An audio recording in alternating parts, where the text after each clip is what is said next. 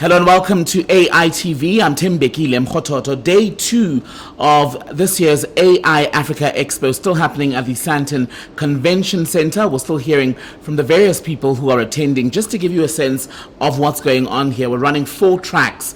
That means people are going to hear from about 52 speakers and panels. That's between yesterday and today. A lot of the people who are here have traveled from various other countries as well. So it's not just South Africans who are in the space of artificial intelligence who are in Sandton this week. And in fact, someone else who has been walking the halls of the convention center here in Sandton is Raluca Pauna. Now, Raluca is from Eriscan, which is a consultancy service. We'll talk more about that and some of her international, more broader international work that ties into why we are gathered at AI Expo Africa this week. Raluca, good to see you. Are you well? Thank you. I'm well. Thank you for the opportunity. Talk to me about Expo and what's brought you to Expo this year. I'm always brought to the edge of technology because I'm a computer engineer for many years, and I have a second master degree in technical innovation, and my innovation was in AI for many years. I work with Department of Trade and Industry, with platforms that are pushing innovators, and of course I work with European Union opportunities for funding SMMEs, and working a lot in innovation, in developing innovation in all the stages. So I want to hear more about the work that you do with DTI. That's the Department of Trade and Industry, yes. Correct? So you're working with innovators there. How do you do that in the South African context? Look, there are 2 platforms in DTI. It's a very well-known platform called SPII, Support Program from Industrial Innovations. And this program is giving funding to innovators that are applying on that scheme. And my job was to research if the innovation is legit, it can be commercialized, can be IP'd, intellectual property, and we work very hard with innovators to move them on because they are young, they don't have experience. So I worked for 20 years, and I think I funded hundreds of millions or billion, I don't know. I have to make a sum to see. And what are some of the best ideas that you've seen in these decades that you've been doing this work? Look, there are many ideas, but of course innovations are following the development of the technology. So we did IoT, yes, a lot of innovations in IoT, in bioscience, that is very important, where we integrate this technology with technologies that are artificial intelligence.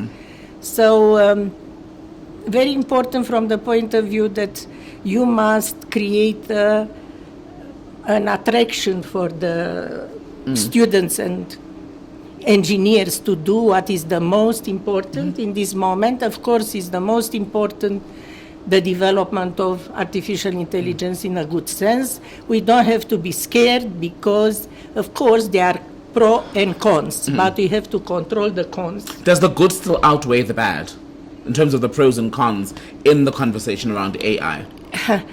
Depends where are you positioning. If you are in the situation of doing too much philosophy without having the touch with the application itself. So a lot of professors, a lot of gurus in IT, they talk a lot of philosophy.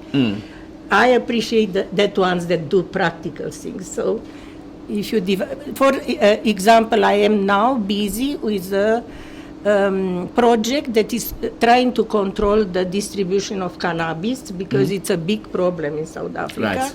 So I'm using for it IoT, sensors, drones. I'm using artificial intelligence, blockchain technology to control for government to have a little bit of stability around cannabis. So you use the example of cannabis in the South African context. Where do you see the greatest opportunities, if you will, in terms of innovation, specifically for South Africa and perhaps more broadly the African continent? I think agriculture is a very important point. Energy as well, green economy must be very much underlined because it's about, of course, it's about climate.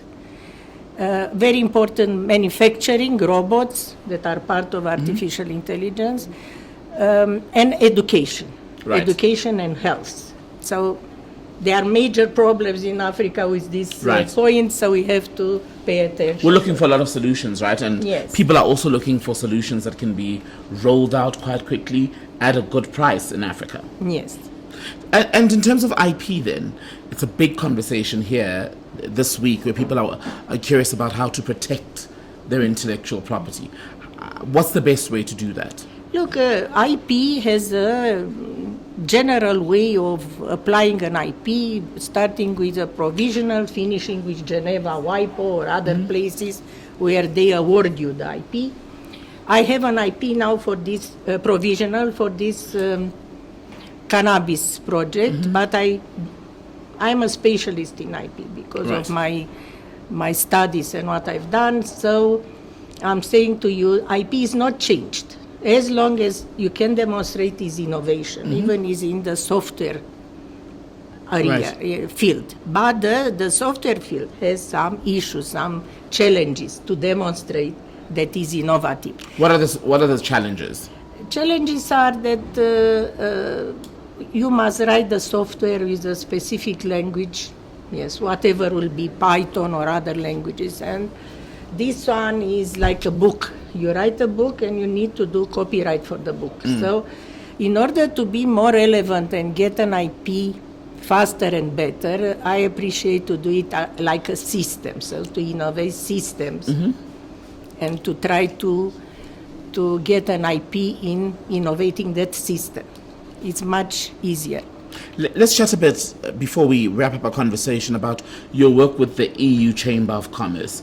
We've spoken about what you do in South Africa, and then in the EU context, what's the scope of your work? Look, the scope is to enhance and trade between the two regions and to make, from my point of view, I am the representative of AEI for North-South Business Association. I do a lot of speeches and I promote AI towards my branches of companies that are coming from Nordic countries, and they distribute their products and technology here, but they import South Africans. So they are very interested to learn about what's new in AI and things like that. So, and what do they want mostly from South Africa and vice versa in terms of that trade relationship? We need to have strong conversation, a lot of conversation and communication now to know what we are doing, to know what they do, where is a gap, where I import technology here, and I can distribute it in the same time I import knowledge and know-how that is very important for the people on the ground here. So you know how South Korea developed from a non-technical country in such a power. They copied a lot what others are doing, but copied in the legal space. All above board, yes. No theft. And they learned from others and they started to add their own to do their own plus, thing, basically, yes. Only in this way we can move on. So is there a lot to be learned, do you think?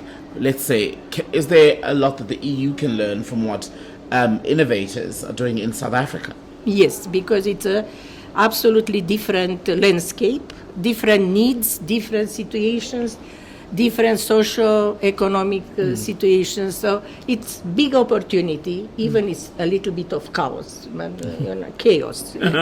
But in these moments, you find opportunities to make money.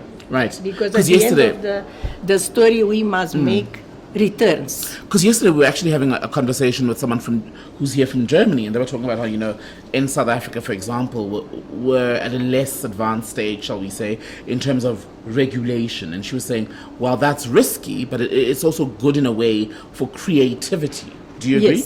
Yes, regulations are very important because they keep the innovator or the entrepreneur in their spaces, because everything else can be dangerous or can be not economically viable and so on, a lot of things. Now regulations in AI, it's a lot of talking about it. But my point is, this is why I'm also a mathematician. Right. I train mathematics here. I was a lecturer in University of Pretoria. So my point is, AI is mathematics at the end of the story. So you can very, very difficult regulate mathematics. So better do it from the beginning when you have the proposal and you start to write the algorithm, try to make it non-biased, try to make it correct from the beginning. So, I love what you just brought in there. You were a lecturer at the University of Pretoria, right? Yes. How soon should we be introducing children to this sort of science?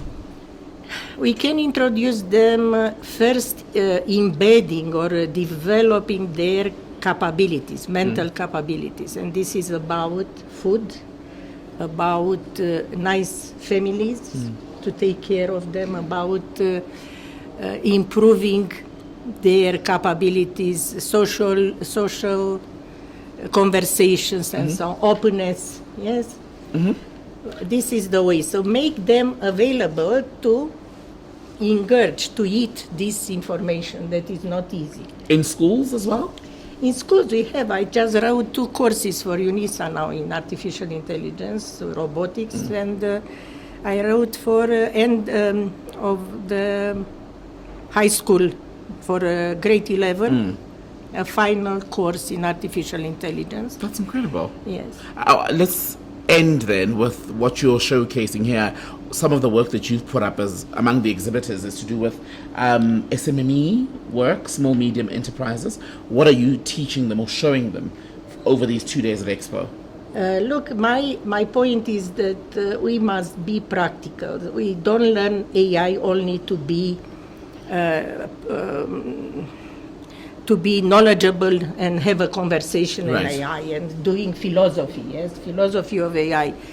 It will be good or it will be bad. It will be the silo coming or it will be the, So my point is to introduce what they come to me with their needs. And if it's possible, because not everything is AI, it's possible to develop an AI application and to make working. Not all the fields are in AI. So if it's possible, I develop a solution for them, and that solution can be innovative, and we can find funds and so on.